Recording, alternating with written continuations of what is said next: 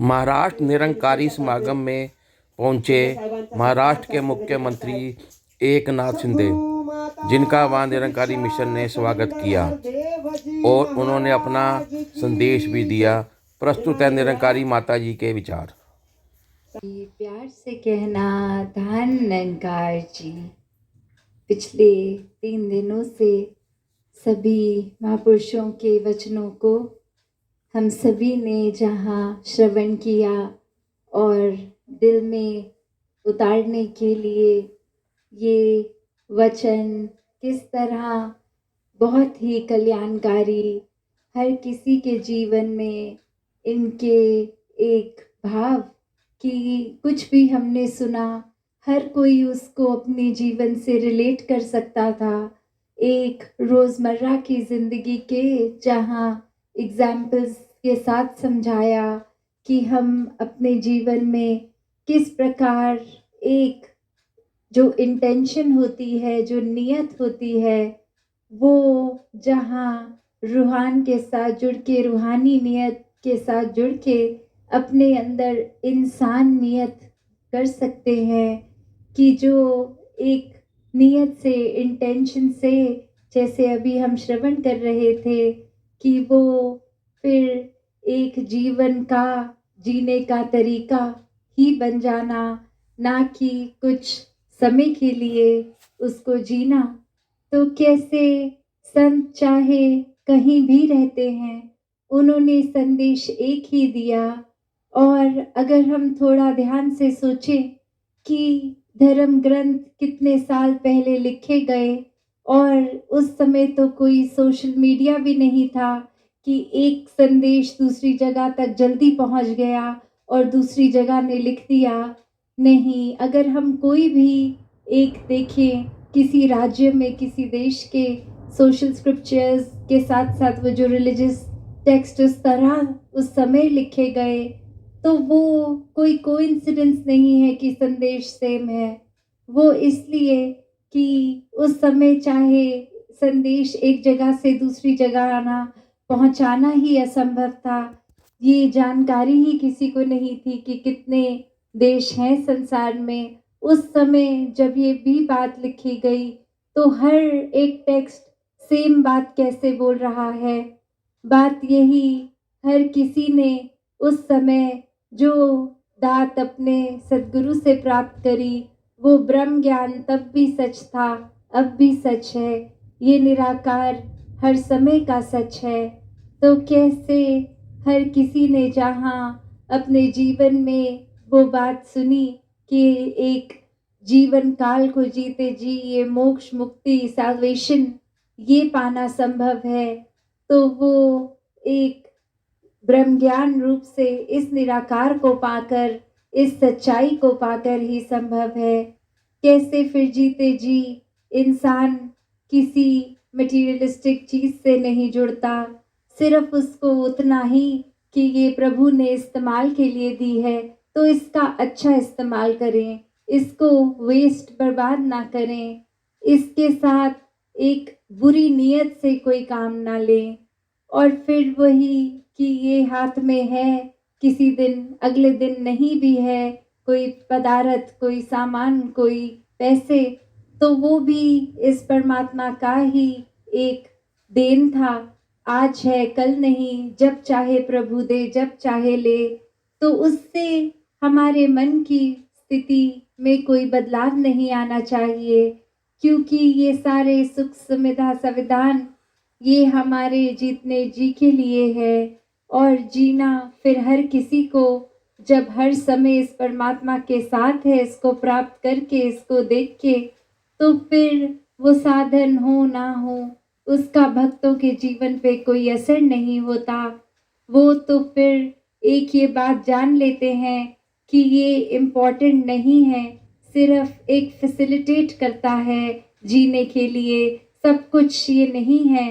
तो जो इस सब कुछ, इस परमात्मा को जान लेते हैं, वो ही इस सोजी से जी सकते हैं। एक कहानी का सहारा लेके दासी अपनी बातें और रखना चाहेगी।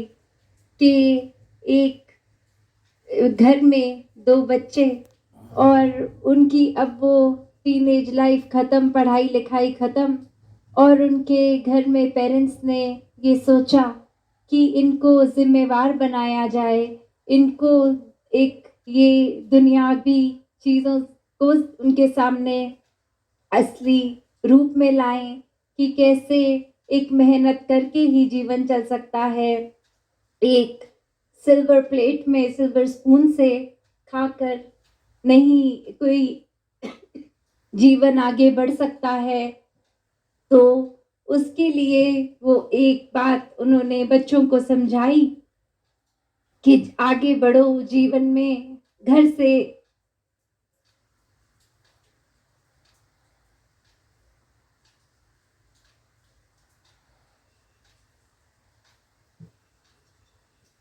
कि इस तरह घर से कुछ समय के लिए जाओ, इंडिपेंडेंट होके इस जीवन में कैसे एक मेहनत करके पैसे कमाए जाते हैं, ये देखो, ये सीखो। और वहीं दोनों बच्चे फिर एक संसार में अपने तरह से बिना किसी घर के फाइनेंशियल सपोर्ट से अपनी एक यात्रा को बढ़ा रहे हैं। और वहीं एक जब सड़क पे चलते चलते गिरा हुआ कुछ सोने के आकार में एक गहना मिला, तो कैसे जो भाई था उसको लगा कि ये कहीं मेरी बहन को अगर नज़र आ गया, उसको सुंदर लगेगा, वो शायद ले ले, और ये तो सोने का है।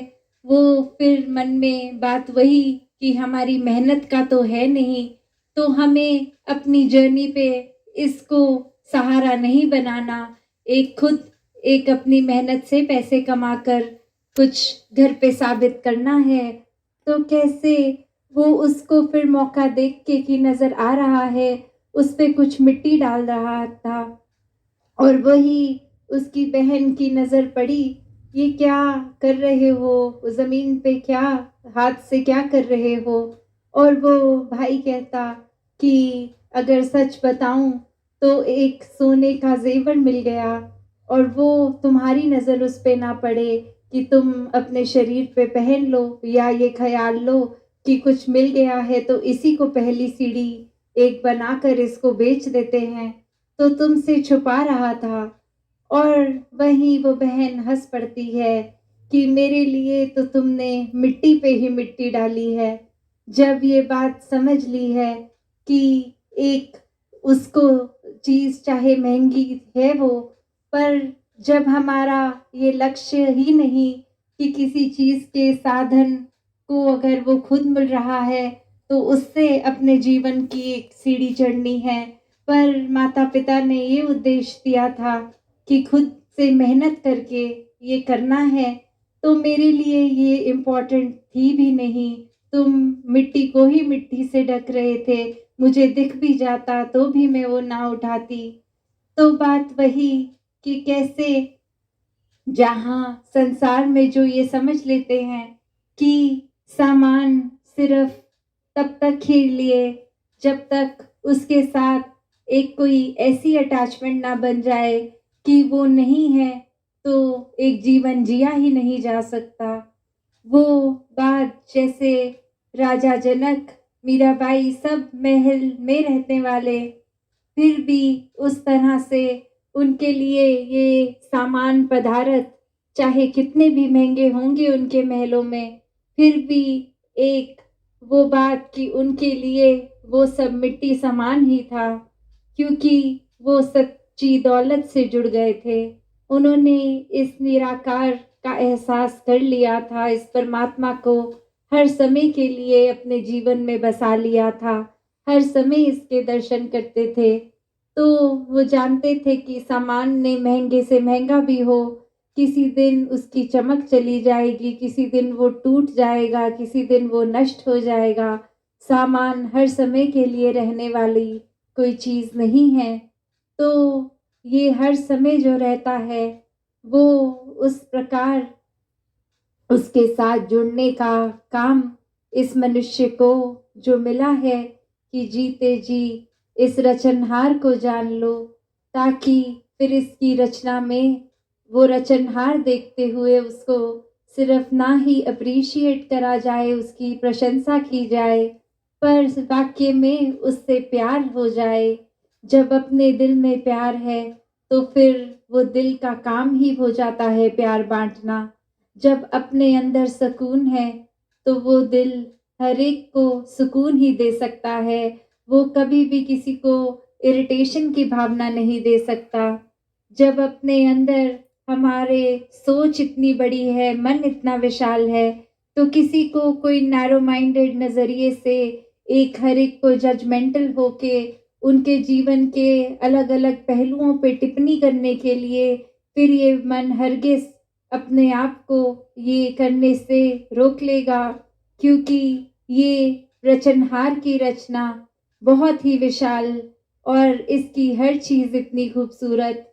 फिर वो नज़रिया भी ऐसा बन जाता है कि अगर कोई चीज़ बुरी सामने आए भी, तो उसमें से अच्छी चीज़ चुन लेते हैं। जैसे एक जो बात होती है, अगर कचरे का ढेर होता है, तो कोई अगर उसमें जो अक्सर सड़क किनारे चलते हुए नज़र आते हैं, कुत्ते या कोई और जानवर, वो कैसे उस कचरे में से अपने फ़ायदे की चीज़ वो खाना ढूँढ लेते हैं। उसी तरह एक अगर कोई घटना घट गई, जो अच्छी ना भी हो, भक्तों का नज़रिया अब उसमें से भी अच्छाई ढूँढने का है और वो कुछ ना कुछ हर चीज़ से सीख ले लेते हैं।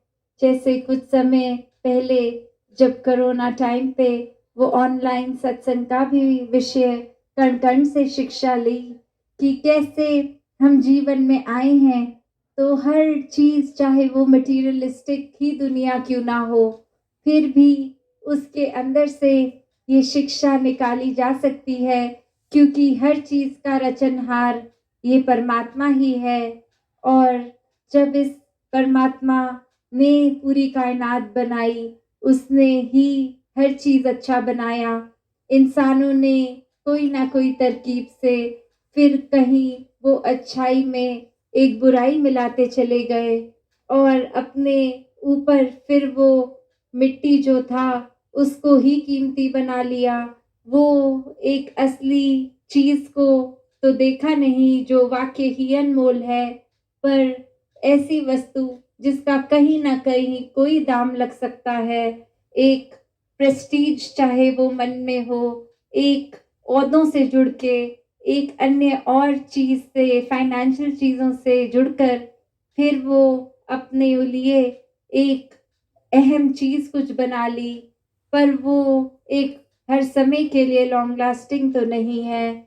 कैसे आज अगर कोई किसी तरह से कुछ बच्चा अगर पढ़ रहा है, वो कुछ बड़ा होके बन गया, वो उस समय तो जैसे अपने जीवन में उस चीज़ को जी रहा है, पर एक टाइम तो वो रिटायर होगा। वो कार्य जो करने के लिए जीवन लगाया, वो छोड़ देना पड़ेगा।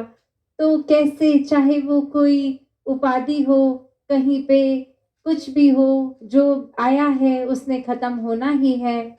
तो भक्त जानते हैं कि अगर हम वो नज़रिया ही ना रखें कि संसार में कुछ सुख है, कुछ दुःख है, इसको कंपार्टमेंटलाइज़ करें ही ना, एक वही बात रखें कि ये तो संसार है, दातार ने बनाया है, अब इसमें ही हमें रहना है, क्योंकि ये ही सबसे अच्छी, ये बेस्ट दी है हमको दातार ने बना के धरती। तो इसमें फिर चाहे कुछ भी है, एक उस तरह नहीं देखेता ये भक्त कि अभी एक दुःख का समय है, ये कट जाएगा, फिर सुख का समय आएगा, क्योंकि वो सुख का समय भी कट के फिर दुःख आएगा, ऐसे ये चेन चलती रहेगी।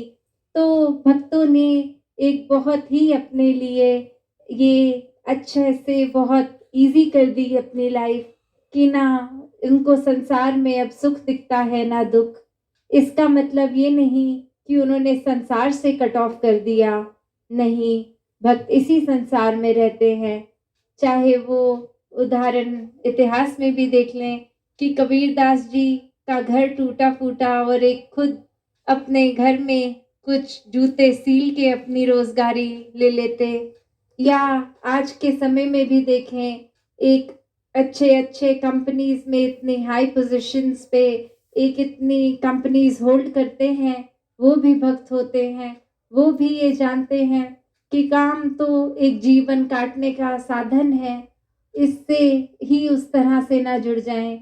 असली दात इस परमात्मा से जुड़ें, फिर जीवन को सरल करने के लिए चाहे आज दातार ने जो बख्शा उसका बेस्ट क्या उस यूसेज में ला सकते हैं, उससे इंतज़ाम करके अपने जीवन का जिया, या फिर कल साधन अगर वो परमात्मा ले भी ले, तो भक्त तो कभी हताश निराश नहीं होता, एक छोटी-छोटी उलझनों में खुद को नहीं बाँटता, क्योंकि इस भक्त के पास ब्रह्म ज्ञान है, और जिसके पास ब्रह्म ज्ञान है, वो कभी मजबूर लाचार हो ही नहीं सकता, क्योंकि उसके पास तो पूरी कायनात है, उसके पास तो इस संसार का, इस ब्रह्मांड का मालिक है, एक हर समय की अमीरी है।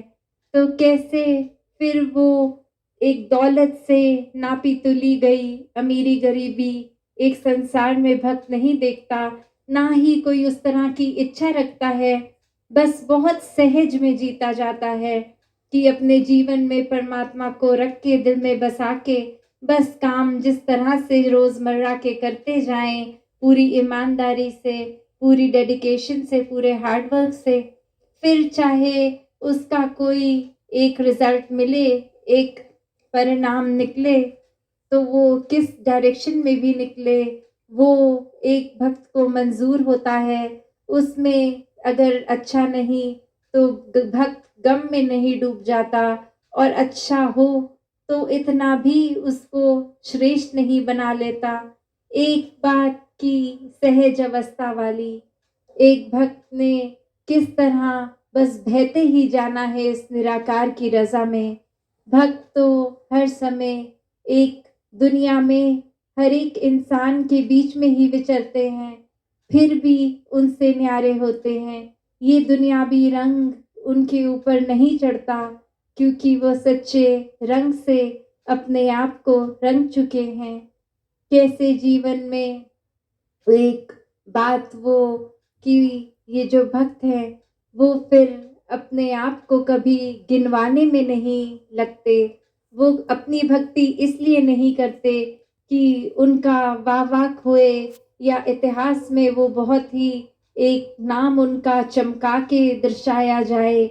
नहीं, वो भक्ति इसलिए कर रहे हैं क्योंकि परमात्मा से प्यार है, और वो रीज़न्स उनके करेक्ट हैं, ना कि कोई बाद में देखा-देखी कि ये एक इंसान पहले तो आर्थिक अवस्था ठीक नहीं थी, सत्संग जाने लगा और उसके जीवन में उपलब्धि आ गई, उसके जीवन में धन-दौलत आ गई, तो हम भी सत्संग से जुड़ जाते हैं, हमारे जीवन में भी ऐसा होगा। यहाँ फिर वही देखा-देखी, तो भक्ति सफल नहीं होती, क्योंकि एक भक्त भक्त इसलिए है क्योंकि उसके मन में परमात्मा है, वो भक्ति का भाव है। एक मन में चतुर चालाकियाँ, एक कोई इंटेंशन, एक चाहत लेकर कोई कार्य उस उद्देश्य से करेंगे, तो वो प्योर इंटेंशन से तो है ही नहीं। उसका फिर एक रिज़ल्ट बेस्ड ही नाप-तोल में इंसान रह जाएगा। भक्ति तो एक भक्त इसलिए नहीं करता कि उसका कोई रिज़ल्ट चाहिए, भक्ति इसलिए करता है क्योंकि वो भक्त है, क्योंकि उसको परमात्मा से प्यार है, और इस परमात्मा की बनाई हर चीज़ से है। अक्सर ये भी बात आती है कि जब सभी में परमात्मा है, तो फिर हर किसी से प्यार क्यों नहीं कर पाते इंसान? एक वो बात आ जाती है कि ये इंसान मेरे बारे में मुझे पता चला है पीठ पीछे बहुत बुरे शब्द कहता है, मुझे तो इससे बात ही नहीं करनी, मुझे तो इसका चेहरा ही नहीं देखना। ये इंसान मेरे मुँह पे तो मीठा बनता है, मेरे मुँह पे मेरी प्रशंसा करता है, पीठ पीछे बहुत ही बुरा बोलता है। तो अब अगर ये बात पता है, तो अब उस इंसान से प्यार कैसे किया जाए? तो बात वही कि पहले तो हम इसलिए किसी से प्यार ना करें क्योंकि वो रेसिप्रोकेट हो रहा है या नहीं, वो इज़्ज़त हर एक को इसलिए ना दें कि वो वापस मिल रही है कि नहीं, हम इसलिए करें क्योंकि ये परमात्मा हमारे अंग संग है, हमारे दिल में है। तो इस परमात्मा की वो पूजा अर्चना सही मायने में वो है कि जिस दिल में परमात्मा है, जिस हर एक में है, हम उससे प्यार करें। वो चिंता नहीं, वो जजमेंट नहीं कि आगे से दूसरा इंसान किस तरह पेश आ रहा है। और दूसरा पहलू वो भी कि क्या वो सच में ऐसा बोल भी रहा है या नहीं, क्योंकि अगर पीठ पीछे बोल रहा है, तो ज़रूर किसी इंसान ने ही बताया होगा। उसकी भी वो फैक्ट चेक कितनी है, कितनी नहीं है, क्या पता वो इंसान सिर्फ़ और सिर्फ़ एक मन में दरार पैदा करने के लिए झूठी कहानी बना के बता रहा हो कि उस इंसान ने जिसके आपके मुँह पे तो इतनी अच्छी आपके बारे में बात बोली, पर पीठ पीछे तो कितना बुरा बोलता रहता है। तो कैसे जब बात फिर यही कि यहाँ पे अपनी बुद्धि, अपनी चेतनता इसको प्रयोग में लाएँ, क्योंकि भक्त जहाँ हर समय आनंद में तो रहते हैं, पर आनंद में बहते-बहते इस परमात्मा द्वारा हर समय की अलर्टनेस भी भक्तों में होती है। वो चेतनता होती है, वो एक मन का भाव कि हाँ, हम इसकी रज़ा में हैं, हम इसके प्यार में इतने एक डूबे हुए हैं कि कुछ अच्छा, कुछ बुरा नहीं दिख रहा। पर फिर एक वो बात कि बहते-बहते जिस तरह एक इंसान अगर हम स्विमिंग जानते हैं तो एक फ्लोट करते-करते अगर थोड़ी देर में लगता है कि बॉडी नीचे जा रही है, तो फिर वो स्विमिंग के किस तरह से एक हमें पता है कि स्ट्रोक्स कैसे करना है अपने आप को पानी से ऊपर रखने के लिए। तो बात वही कि इस आनंद में बहते-बहते पर कहीं जो पता लग जाए कि कोई इंसान हमारे दिमाग में कोई झूठी बात भरने की कोशिश इस प्रभु परमात्मा से ही दूर करने के ऐसे भाव ला रहा है, कोई सुपरस्टिशंस में हमें उलझा रहा है, कोई हमसे बिल्कुल एक विरुद्ध ही बात कर रहा है जिससे ये दातार, ये सच्चाई जो है उससे इस मिशन की आइडियोलॉजी से ही दूर कर रहा है, तो वहाँ वो काम आता है कि हम इस भक्ति भरे माहौल में बह तो रहे हैं, पर तब चेतनता से दूसरे इंसान को भी ये जागरूक किया जाए कि क्या ठीक है, क्या गलत है। एक भक्त जहाँ आनंद में रहे, वहीं चेतन भी रहे।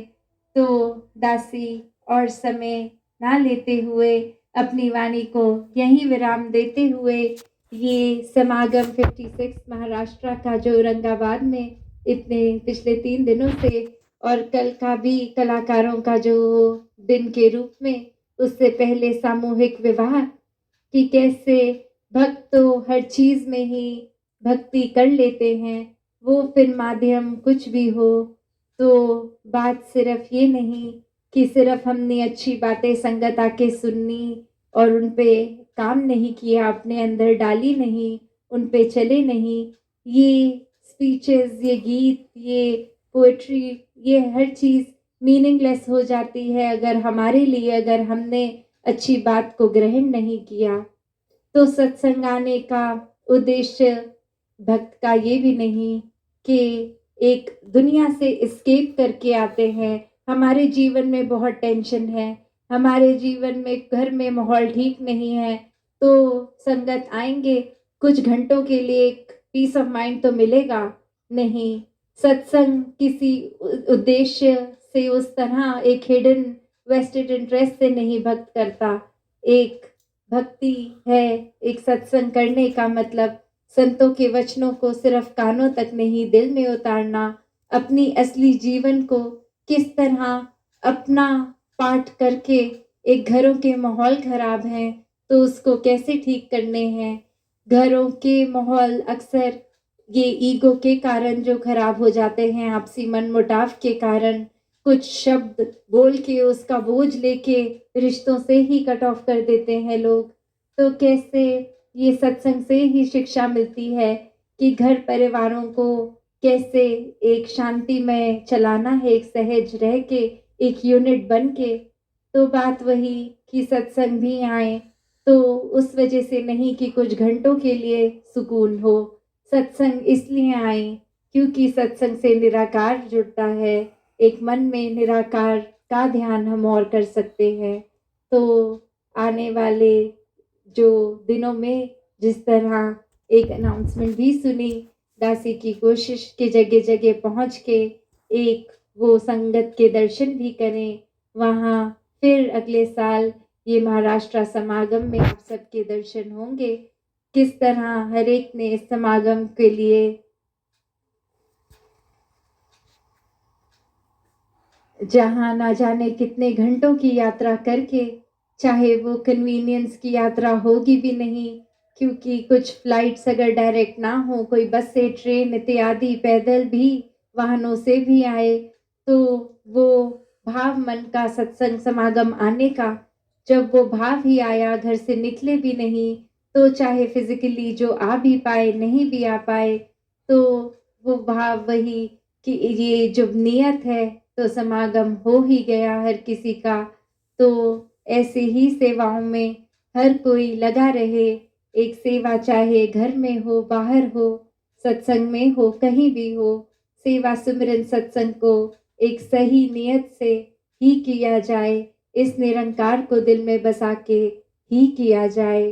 तो हर किसी के लिए जहाँ समागम मुबारक, अब अपने घरों में जाके भी फिर ये संदेश हर किसी तक पहुँचाएँ कि हमने तो अपना मुख उजला कर लिया है। हम अपने जीवन में इस परमात्मा की प्राप्ति कर चुके हैं।